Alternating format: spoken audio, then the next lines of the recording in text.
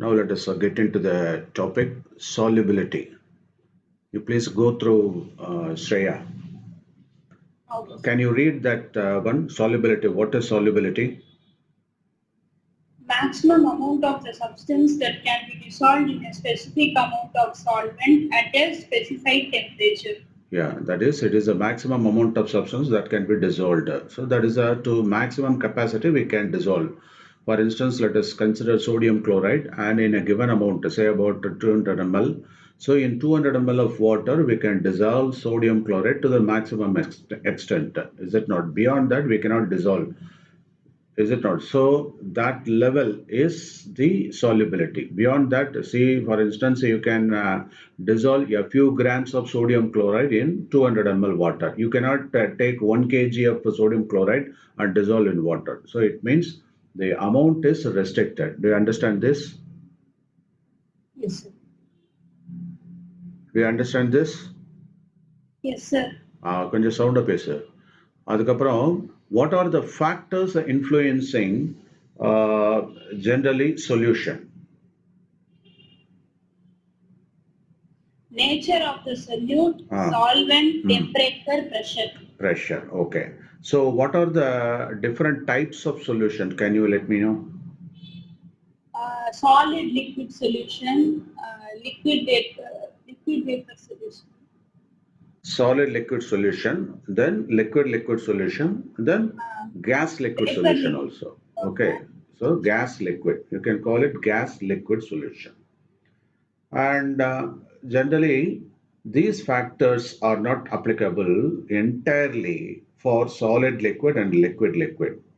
For instance, a pressure is not influencing because there is no pressure, there is no compressibility factor as far as a solid and the liquid solutes are concerned. Okay, so when I ask you a question, for instance, what are the factors affecting the dissolution of solid liquid solution? If I ask you like this, then you have to tell nature of solute, solvent, temperature. அங்க pressure the term வராது.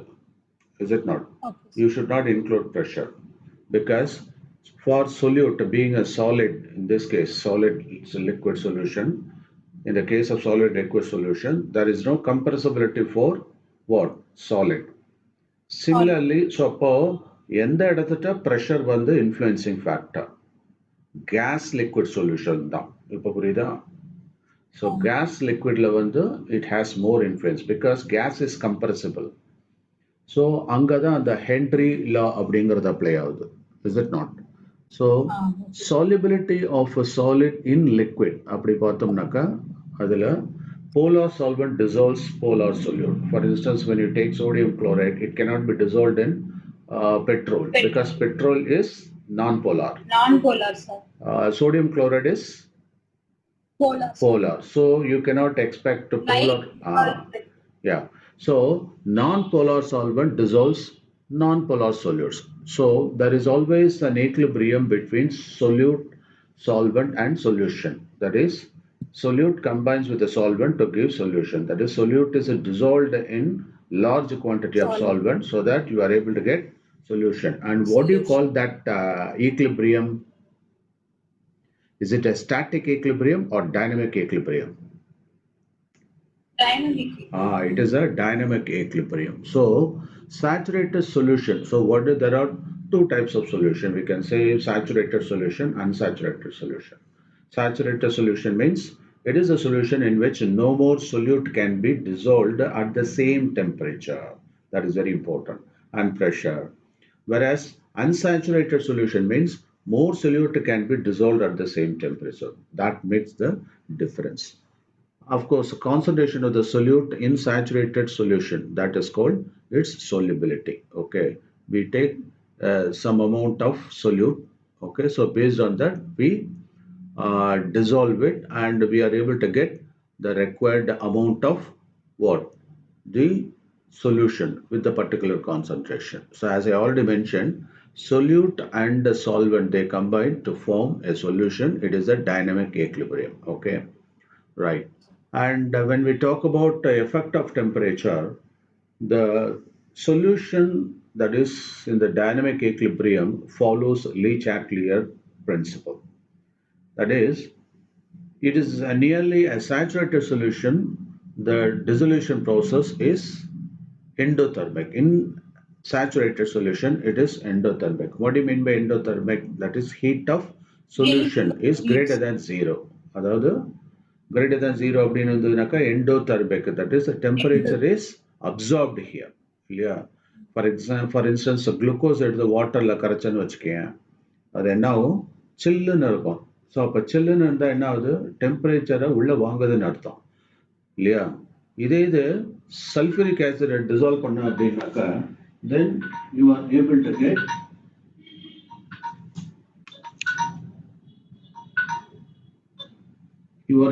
get that is heat, and the heat evolution இருக்கும் sulfuric acidல. That is called exothermic process or dissolution or equilibrium. Okay, அதுக்கு அடுத்தது, so அதனால தான் if it is exothermic அப்படின்னா solubility வந்து எப்போதும் என்ன ஆகும்? டிக்ரீஸ் ஆகிடும். ஓகே, தென் எஃபெக்ட் ஆஃப்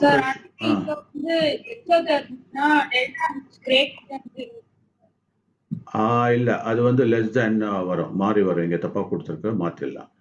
அடுத்தது எஃபெக்ட் ஆஃப் ப்ரெஷர் அப்படிங்கிறப்போ no significant role in solid liquid. நான் ஏற்கனவே சொன்ன மாதிரி சாலிட் லிக்விட் அண்ட் லிக்விட் சொல்யூஷனில். அதே மாதிரி லிக்விட் சாலிட் வெரஸ் ஏன் அது ரீசன் என்ன?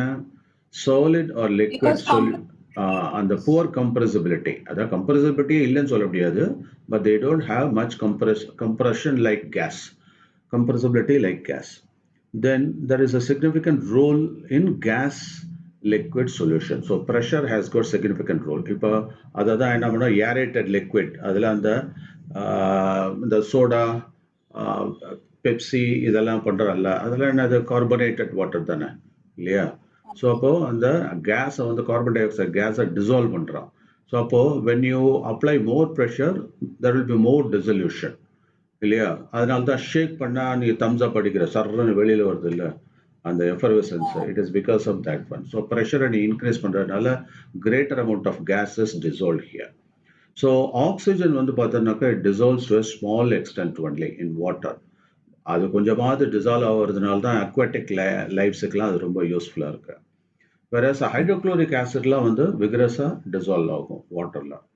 தென் solubility of gas generally in liquid increase with pressure. So அதை தான் ஹென்ரிஸில் என்ன சொல்கிறார் அப்படின்னா, ஹென்ரிஸில் நான் என்ன அப்படின்னு கேட்டால் டக்குன்னு இந்த ஈக்குவேஷனுக்கு வந்துடு. That is P is proportional to chi2. P என்ன? Vapour pressure. So vapour pressure is directly proportional to chi2. chi2ன்றது மோல் ஃப்ராக்ஷன், Pன்றது vapour pressure of the solution. Okay, so அப்போ when you remove the proportionality you have to introduce a constant and that is called Henry's constant. இதுதான் Henry's constant KH அப்படின்றோம். இது chi2. chi2ன்னா என்ன? mole fraction. எப்படி, what is the equation for chi2?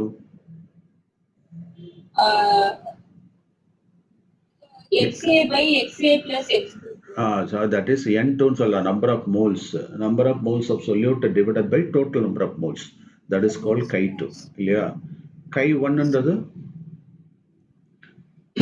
N1 divided by N1 plus N2. ஓகேவா? So அப்போ chi1 plus chi2 is equal to 1.